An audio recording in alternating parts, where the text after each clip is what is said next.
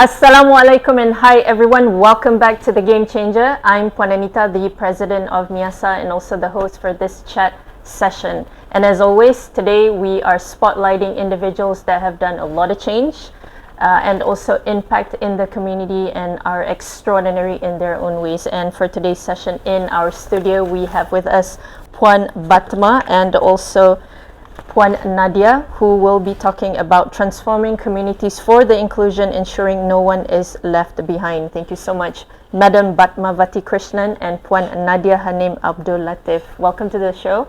And how are you guys doing today? Good.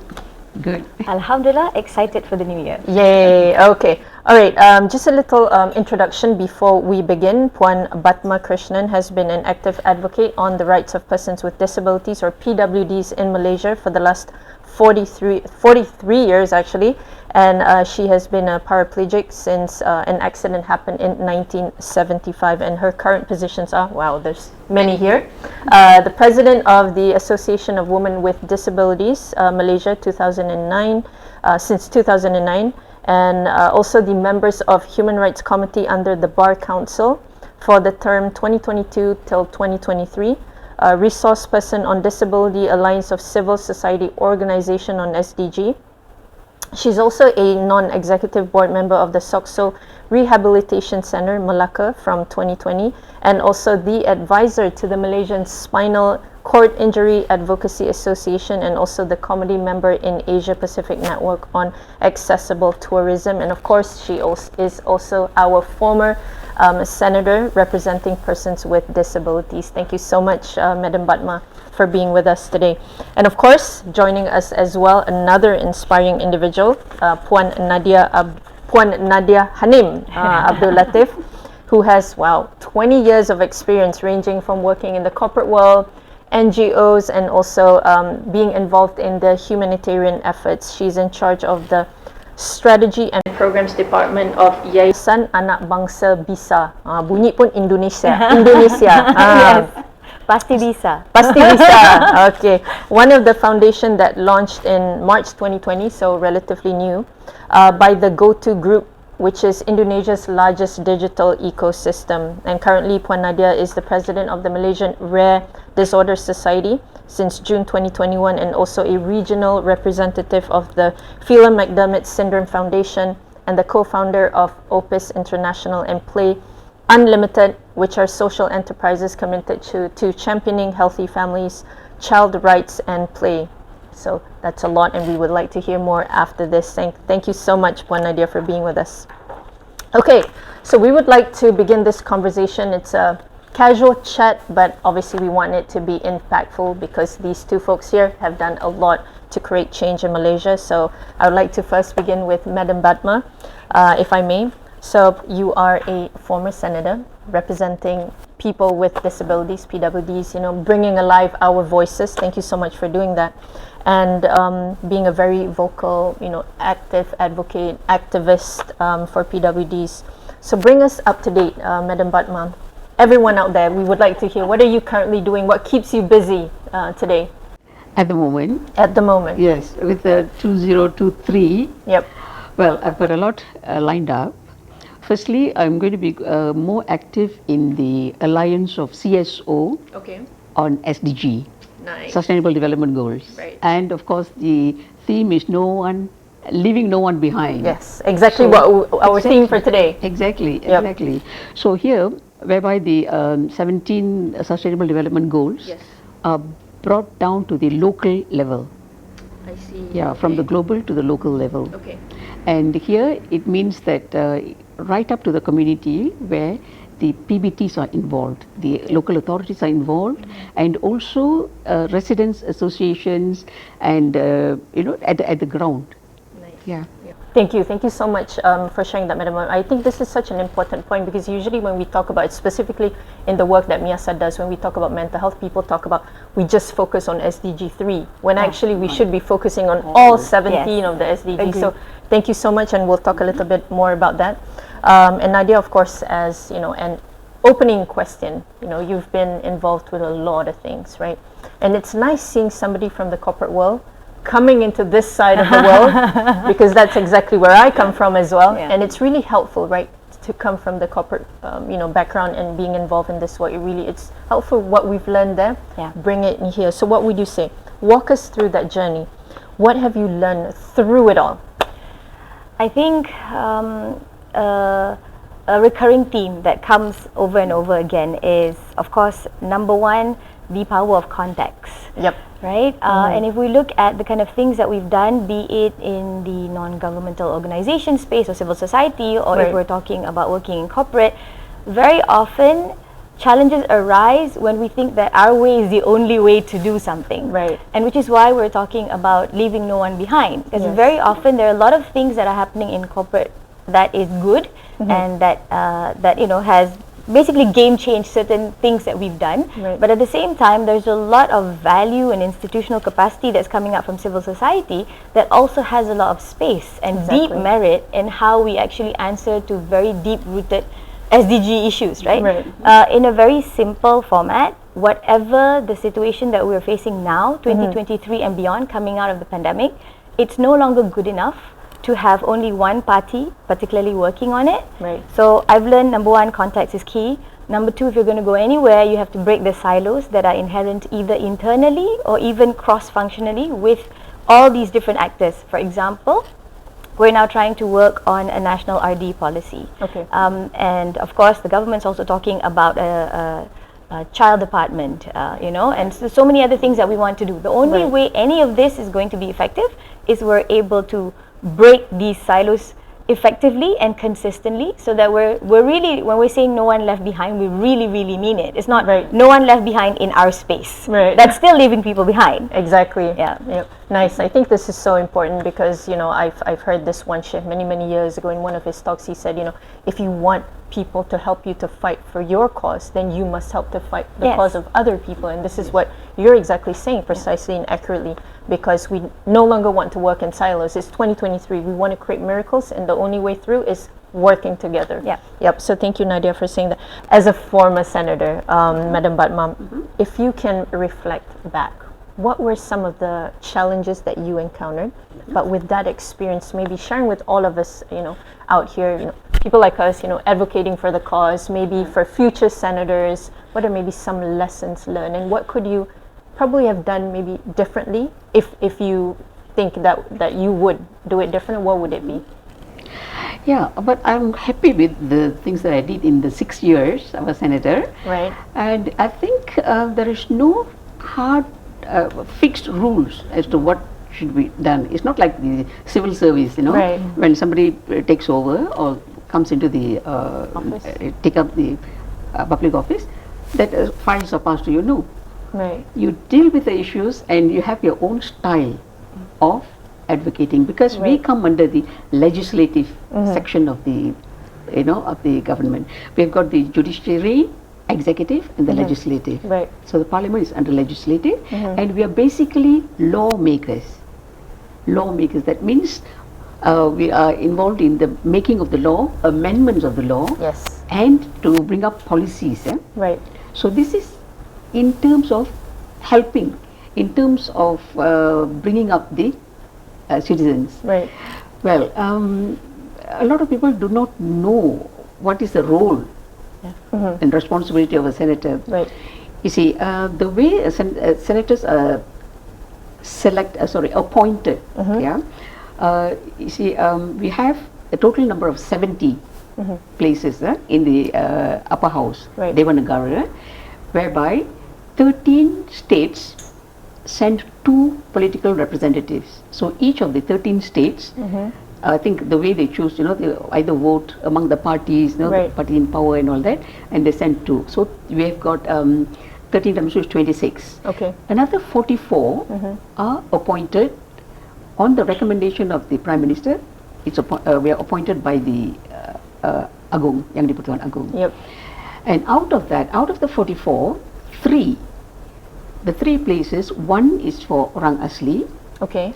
one is for the Buddhists, because those days when Tunku Abdul Rahman, was Prime Minister, because he has got connection with, Siamese people. Right. So one to represent the Buddhists, and third one to represent persons with disabilities. And Okay. this only started in the year 2007 with our first late senator, Professor Ismail Saleh. Okay. So, and the rest of them are picked from those who are active in the community. Right. Very involved. Yes, very involved, you know, either from the business sector Right. or those, you know, education, those who are fighting for the rights for Aborigines as well, you know, the orang asli, orang asal, and generally, you know, issues that they want the government to hear. I see. And our main role is actually also to review or to debate upon bills that have been passed in the Dewan Rakyat. Nice. So we are not actually separate. When the Dewan Rakyat is on, I always make sure that I follow at home. Right. I follow to see what are the issues that are being brought up. So there was once something interesting I can mention here. There was once where somebody in the Dewan Rakyat asked about why persons with disabilities finding it difficult to get jobs in the government. Okay. So the answer from the minister or deputy minister, I don't know who answered, but the answer was, ada beberapa kekangan. Okay. There are so many barriers, there are so many, you know, negative things. So I thought to myself, let it come to the, you know, let the Dewan start and I will bring it up. And I asked the minister, what is the kekangan? Is it in terms of negative attitude from the government side? Right. In, you know, suspecting the capability of the person with disability to perform. So this is where, you know, I'm not afraid of anyone. I speak out and I speak up. I'm not hurting anyone. Right. We're just fighting for the rights based on our merit Yes. and our capabilities. But yeah. Right. Yeah. Thank you so much, Madam Bathma. That's what a senator should be doing, especially representing us, people with disabilities. Right. And there's only one senator Yeah. representing people True, like true. us. I think it's high time where I think, you know, in the GE15, Yes. a remarkable thing This was happened, much debated. and among all the parties, you notice that when the elections are coming, the political parties, everybody wants to be a candidate. Yeah. Everybody wants to be a candidate, Right. and you know, they fight among each other, they backbite and all that.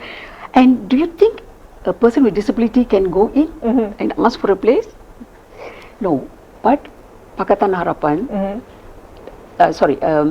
PKR did a right thing by fielding in a person with a disability, first timer, and you know, although she was not from the grassroots, Right. yeah, she's an academician, and you know, somebody whom I knew from when she was young, but then you know, we don't see her in the activities and all Right. that. So a lot of them are asking, who is she? Right. Yeah, but beginning, you know, I'm glad that she has come to the front now. You know, she's been doing research on spina bifida, and she's Right. done remarkable research because it's like top of the world. Right.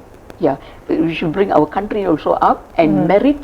And she's a very, very hardworking person and a very capable and very talented, and you know, meritocracy awarded to her. So therefore, what happened at GE15 was, I mean, a lot of people were thinking, you know, maybe she will not win, but she did not lose her deposit. She Yeah. got about nearly 5,000 votes. Right. What does that show? That a person with disability can be fielded to get a place in Dewan Rakyat, because Right. in Dewan Rakyat, the lower house, is where a lot of debates go on, a lot of Yes. and then they also have you know, Bilik Kamar, certain issues are discussed, whereas in Dewan Negara, that's not discussed separately. Right. Yeah. So the more you know, greater avenues to Right. bring up. Yeah, it doesn't mean that senators cannot bring up. Also, we can bring up. And you know, there are a lot of things, even besides persons with affecting only persons with disabilities. Right. I remember when I was sworn in, the Abu Zahar, the first Senate president, when I served, he did say that not only disability issues, you can also bring up any issues affecting the rakyat, Yes. affecting the citizen. So I remember bringing up examples like, you know, I mean, issues like, even I do go to the wet market sometimes, right. and there, if the if the person says this is the price, you cannot haggle. Where do you want to complain? So you have to pay, you know, and you know, in Petaling Jaya, Right. the Old Town Market, So, what I suggested was at least put a number there. You know, a number that we can call, we can complain that this price is too high and we are being, you know, cheated in a certain way. And then much later, I started to see advertisements coming up. You know, a guy telling the price, and then he's telling, oh, this is the number you can call to complain. Then I was thinking to myself, oh, it's something which I brought up and is coming into effect. Yes. Yeah, so slowly, you know, there are a lot of things. And then I think the ministers all know that I sometimes intervene. If in the Prabhasa, that means during the debate, if issues I brought up and they don't answer, I always ask them. Thank you so much, Madam Bathma, for sharing that. I think it's so important because this is what we talk about a lot. We need people at the top to be championing this, because you know, we can make all the noise at the bottom and we do all the work on the ground, but at the end of the day we still need that representation up there.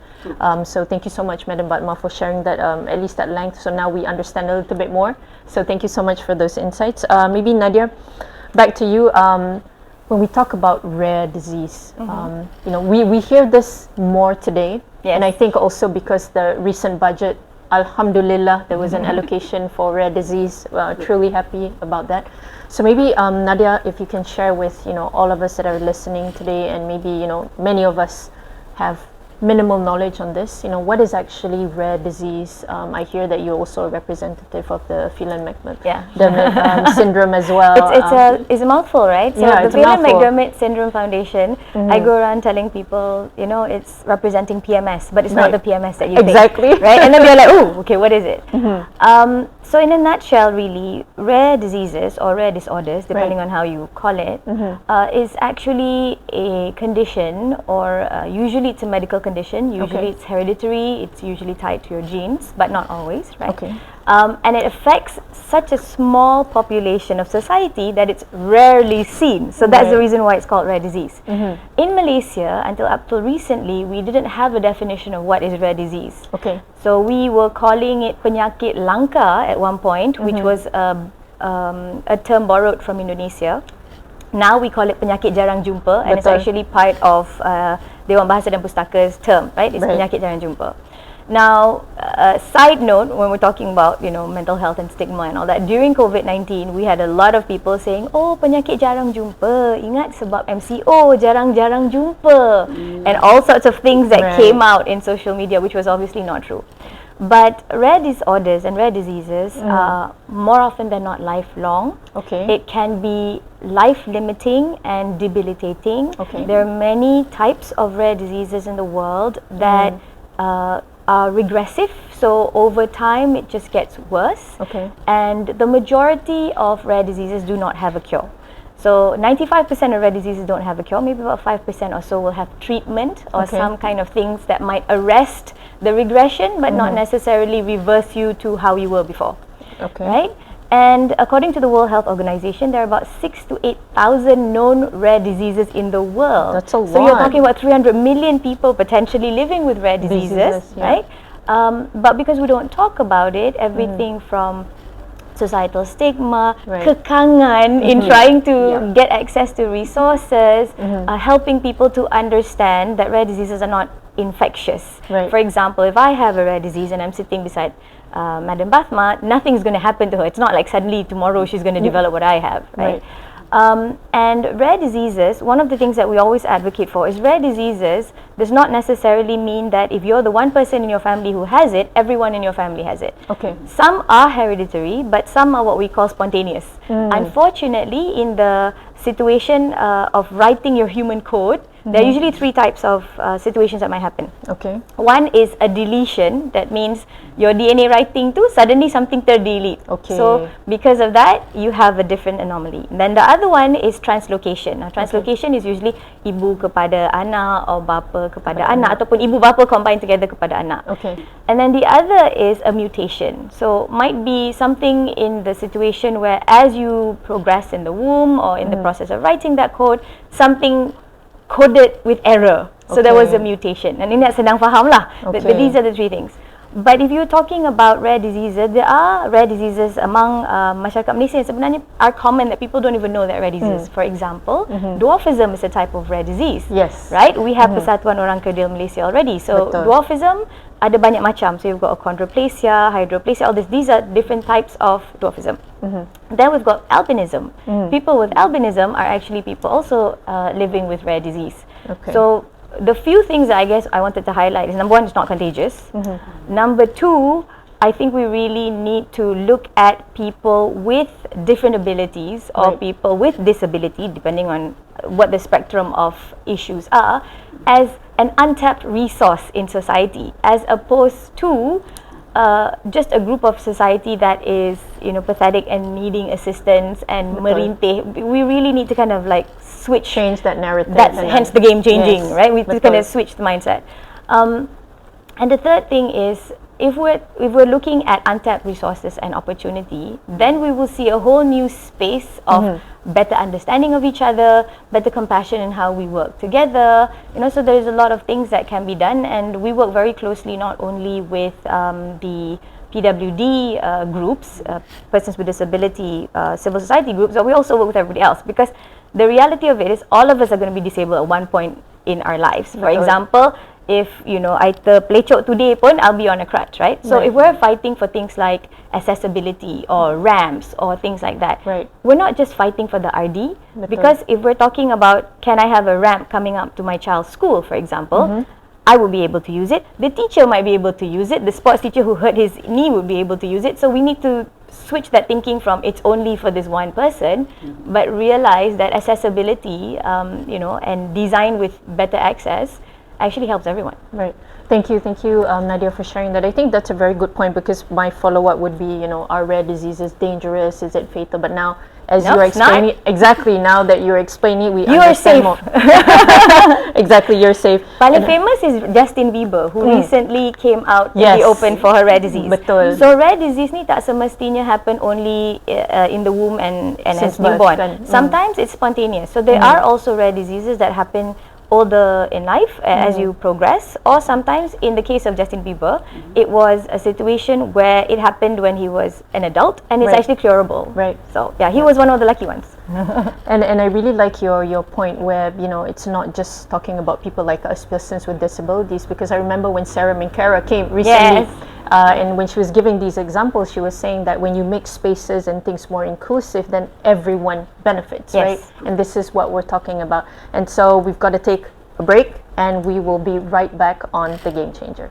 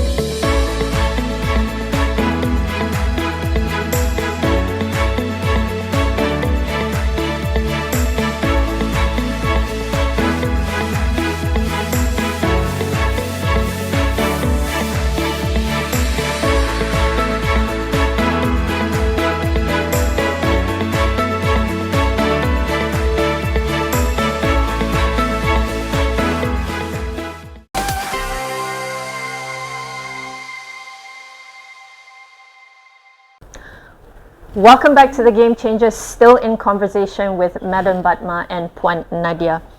So just following through with what Puan Nadiah was mentioning earlier, Madam Batma, maybe, throughout your years of being, again, a former senator and also an, advocate, activist, fighting for all of us, persons with disabilities, how was that like for you? Because even with me coming into this space 6-7 years ago, there was a lot of resistance. Mental health wasn't something that was spoken about in a big way, not like it is today, and especially being a person myself with a lived experience of a mental health condition, we found it challenging. Yeah. But of course, we all know doing this work it takes a lot of endurance, right? It's hard work, right? It's hard work. It's blood, sweat, and tears, right? It's grit, passion, and perseverance, achieving long-term goals. So being consistent in it. So what would you say? How was that journey for you? Right. The beautiful coincidence in today's discussion is when I became a senator, okay, when I was appointed a senator, the first organization that came to see me was Rare Diseases. Wow. With you. Dr. Khadijah. Yes. Dr. Khadijah, the president, came to see me, came to my house to visit me, and she gave, and then they invited me to their AGM, you know, and then I viewed their slides and all that, Right. and I admit that I was in tears as well, because some of the children were not around anymore. Yeah. So similar to a lot of things that we've seen, you know, throughout human history. I think a very good example in the early times was probably HIV and AIDS. Yes. A lot of people were dying. The It took research came in. over years of trying exactly. to switch the mindset. Exactly. That, you know. Yeah, but then that research part is so important. So they, you know, pumped in the money, did the research, and that was how these medications that saved lives came about. Correct. So this is what we're really hoping. So thank you so much, Madam Bathmavathi, for sharing that. Nadiah, so really quickly, Nadiah, we want to relate this to the conversation today as well on mental health. Because I find that, you know, you've worked with two social enterprises. You've got your Opus, is that how you pronounce it? Okay. Opus International and Play Unlimited, and relating it to the topic of mental health. What is your main concern and what would you like to see more of? I think one is creating safe spaces for conversations to actually surface. It's okay to not be okay. Yes. And I think that's a very important message to get across. So one of the things that we did as a tie-in with MRDS and OPIS, so OPIS actually stands for Open Ideas Space. And it was created out of mums who had different levels of sort of parenthood, right? And it was a play on words, so that when your kid asks you, where's mom gone to Opis? Because they can't say office. Oh, I see. so there's a funny story behind that. But Opis and MRDS came together during the pandemic, and one of the things that we wanted to tackle was this whole issue of, let's have this conversation around things like sexual reproductive health and love and you know, anxiety and depression, so many other things that were happening all at the same time. But we know that sometimes by using these words right up front, people get anxious, and then they're like, oh no, I'm fine. In Malaysia, we still don't want to talk about the fact that I might need someone to listen to me. I'll just say, no, I'm okay, I don't need help. So we had a series of engagements. We broke it down also to include specific patient groups. So we did 10 sessions for 16 different specific RDs, because we also wanted them to come together. And alhamdulillah, it was, I think, really fortuitous for us, because it also opened up the opportunity for groups that had never actually come together. They came together for the first time online during the pandemic. And so, for example, the MRKH group came together, May Rokitansky Kasterhauser, the chromosomal anomaly team came together, the SMA team. So all of them had their own little sessions, and they spoke about everything from, you know, access to better services, to I lost my job during the pandemic, to I don't want to burden my parents anymore, to the dosage of medication that I'm getting is a lot less, to I want to have a child but I don't have a womb. So all these questions came up, and they had their own spaces. And then we also had a separate session specifically for the youths, and we found that really interesting. So that was a mixed group of, you know, young men and young women of different types of RD, and they came together, and we called that session Ada Apa Dengan Cinta, on purpose, right? And then we had Dr. Kamal Kenny, we had you know, SRH advocates, we had Aisha, you know, all these. But the point was to let's have this conversation, because a lot of people assume that just because you have you know, a medical condition, you suddenly don't have any urges, you suddenly don't have any feelings, you suddenly don't want to be loved, you know. And that's a big thing that we wanted to cut across. And I see that this conversation needs to start even much younger. So that was where Opis and Play Unlimited came with. So Opis was working very closely with parents as well as people who are working with child rights, whereas Play Unlimited believes that at any age, be it 0 to 100, there's a space for play. There's a space to express yourself. So we now have a toy recycling hub, a place where you can donate toys, an activity area in SS3PJ, not far from you, and another one in Damen Mall. So we'll be very happy to have MIASA to come over and do your next game changer thing with all the toys around you. So, yeah, that would be great. Maybe for our next Offside, season. Our offside. next season, that would be nice. That would be nice. Yeah, because obviously, with today's session, it won't be enough. We need to hear more from the both of you. So hopefully you guys can join us again for the following season, hopefully. Thank you so much, Nadiah, for sharing that. And Madam Batma, we don't have much time left, but maybe if you can share with us a little bit. We all know when we talk about, persons with disabilities, we are often, left furthest in society, especially in the context of inclusion, in the context of human rights. And so the thing about this whole space is we hear a lot from the woman. Yeah. Where are the men, Madam Batma? And what do you think? What should change, and what can we do better in this space? Maybe just a few points. Yep. Right. Usually, the first question is why women? Yeah, why women? I don't More know. women. It is even Is there a within greater the household. representation of women? I think even within the household, Yeah. if socks missing, if something is missing, Is the woman the woman. mother? And then ask your mother. The father doesn't know. So Right. it is, women take more than their responsibilities. They take on extra work in like taking the child to school. And when even taking the child to the clinic. If the they're mother sick, we come home. Yeah, and both parents may be working, but Right. the mother can afford to take the time off. Yeah. So here, I think we need to educate the public in letting them know that it is a joint effort. Yes. The men and women have to come forward. Right. Here, you notice that a lot of issues are brought up by women, not because they are emotional, no, because they feel We feel more?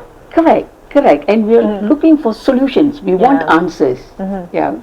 So We're the wired men to protect among and to themselves. nurture, actually. Yep. Yeah, I think the men sometimes among themselves, they'll talk about a lot of other issues. Sometimes not, specifically on disability, bringing Right, up disability right. issues.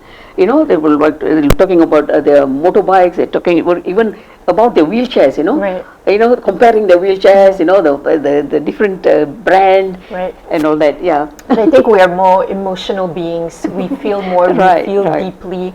If I may very quickly yeah, add, I sure. think that's why we need to create that, what we were talking about earlier on, safe spaces for men to also come up. Oh, definitely. Yeah. Right? And I think gone are the days when we can say that men are constipated emotionally, if I may say that, right? Because what we've seen through the pandemic, it has been to some extent an equalizer. Betul. Both men and women have suffered in many different ways. That's Correct. number one. Number two, in the RD space, what I've seen is it was very important to create a space where the fathers and the brothers and whoever can come together to say, hey, let's have a men-only discussion on. It's really tough raising a child that has a ABC, right? Whatever it is, and to have that sort of session where they can actually be open about their feelings, and we're slowly training the next generation of individuals to say it's okay, because I think they came from a long line of people who were sort of drilled to say men don't cry, just suck it up, everything should be okay. But I have faith that in the new leadership lineup that we see in Malaysia today, as well as young men who are coming into civil society, as well as in the corporate world, I think people are more clued in now that it's an open playing field. It's the same. Men have issues, women have issues too. We just express it in different ways. Right, and I think with the birth of so many advocates today, especially the youth, that we're able to normalize this discussion so much, and even within the mental health space, like you said, there's so much stigma that we say man up, boys don't cry. But of course, men do face a lot of challenges similar to women, and I think this is a really important point, everyone, because even at MIASA, 70% of our clients are all women, and the men that come to MIASA, when we see them, they are at the point where they're suicidal, they're crying, imagine men crying, not being able to handle what they're going through. So we don't want men to be suffering and struggling to this point, and that's why Befriend Us, the 24/7 suicide hotline, they get tremendous calls because of this, because you wait till the very end. And this is why, guys, this conversation is so important. We want to catch it early. There's no shame. If you're watching this show right now, please look at me, listen to what I'm saying right now. There is no shame in whatever conditions that you are struggling with. and Puan Nadiah, Madam Batma, we're all here, MIASA of course, to be able to talk about this openly, to support you, and we are all here in this together. Right. Okay, so I think we have to wrap it up. Guys, we don't have much time anymore, but hopefully Madam Batma and Puan Nadiah, we can have maybe an offline discussion as well, and maybe joint forces and advocate this cause collectively. So I hope all of you have benefited from the show. Thank you so much everyone for joining us. Please stay tuned for our next episode every Sunday 8:30 p.m. only on The Game Changer, Facebook and YouTube MIASA Malaysia. Thank you so much. I end this with wabillahi taufiq wal hidayah. Assalamualaikum warahmatullahi taala wabarakatuh. Thank you.